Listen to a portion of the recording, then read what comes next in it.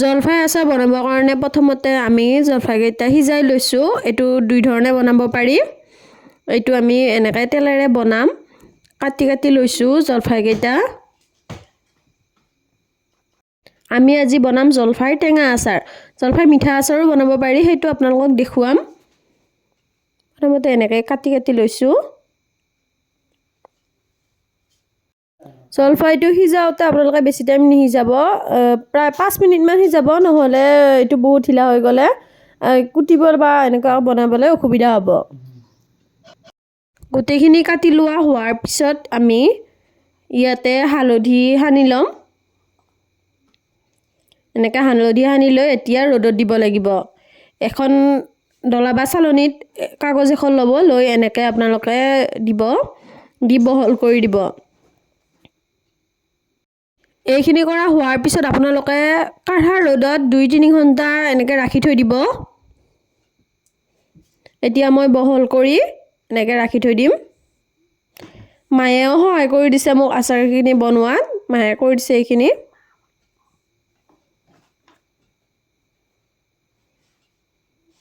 এতিয়া এনেকৈ ৰ'দত দি থ'ব লাগিব। ৰ'দত দিয়া হৈ গ'ল। এতিয়া আমি জলফাই আচাৰখিনি বনাম।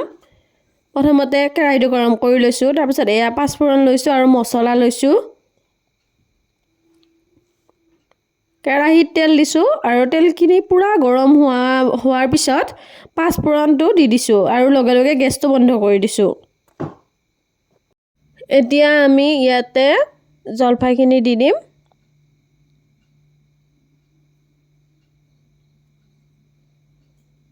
এনেকৈ লাহে লাহে দি দিছোঁ।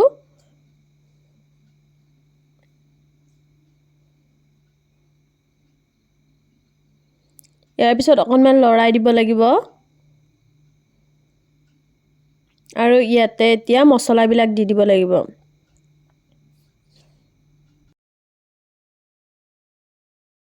প্ৰথমতে আমি ইয়াত এতিয়া নিমখ দিম। আপোনালোকে সোৱাদ অনুযায়ী দিব নিমখটো। যিহেতু টেঙা আচাৰ, নিমখটো অকণমান বেছি হ'লে ভাল লাগিব। এনেকৈ নিমখ দিছোঁ।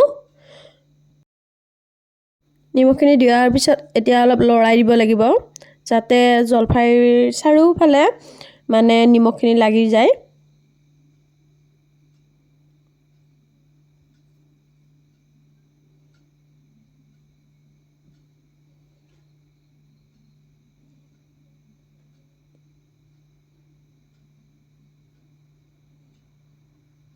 এতিয়া এনেকৈ লৰাই দিয়া হৈ গ'ল। এতিয়া দিম ইয়াতে জলকীয়া গুড়ি।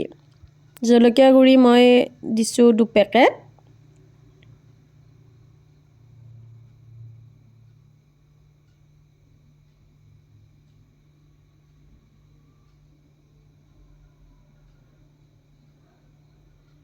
এতিয়া এইটো জিৰা মছলা।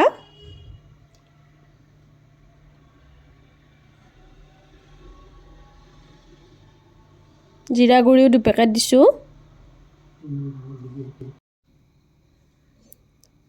ইয়াৰ পিছত ইয়াতে দিম ধনিয়া গুড়ি।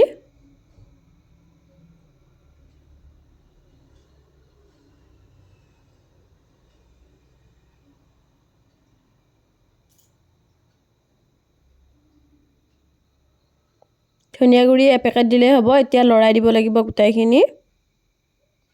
এনেকৈ ধুনীয়াকৈ লৰাই দিব। আৰু এনেকৈ আমাৰ আচাৰটো প্ৰস্তুত হৈ গ'ল। মাজে মাজে আপোনালোকে ৰ'দত দিব। ৰ'দত দিওঁতে ঢাকনিখন গুচাই এখন কাপোৰ দি দিব ওপৰত, তেতিয়া মানে আচাৰটো ঘামি নাযায়। আৰু যদি আপোনালোকে ঢাকনিৰে দিয়ে তেতিয়া ঘামি যায় আৰু পানীটো পৰি আচাৰটো সোনকালে বেয়া হয়। এই আচাৰটো আমি 2-3 দিনতে খাব পাৰোঁ। এই আমাৰ জলফাই আচাৰ প্ৰস্তুত হৈ গ'ল। এই আচাৰটো আমি 6 মাহমানলৈ ৰাখিব পাৰোঁ। মাজে মাজে ৰ'দত দি থাকিলে ভাল আৰু খাবলৈও সোৱাদটো বেছি হয়। ভিডিঅ'টো শেষলৈকে চোৱাৰ বাবে ধন্যবাদ। চেনেলটো ছাবস্ক্ৰাইব কৰিব আৰু ভাল লাগিছে যদি লাইক, কমেণ্ট, শ্বেয়াৰ কৰিব। ধন্যবাদ।